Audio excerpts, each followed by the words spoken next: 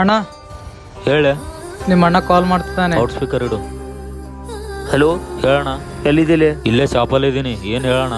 ಲೇ, ಸ್ವಲ್ಪ ದುಡ್ಡು ಬೇಕಾಗಿತ್ತಲೇ, ಯಾರು ಕೇಳಿದ್ರು ಕೊಡ್ತಾ ಇಲ್ಲ. ನಿನಗೆ ಎಲ್ಲರೂ ಕೇಳೋ ಅವಸರ ಏನಿದೆ? ನನಗೆ ಕೇಳಿದ್ರೆ ನಾನು ಕೊಡ್ತೀನಲ್ಲ. ಹೇಳು, ಎಷ್ಟು ಬೇಕು? 5,000 ಲೇ.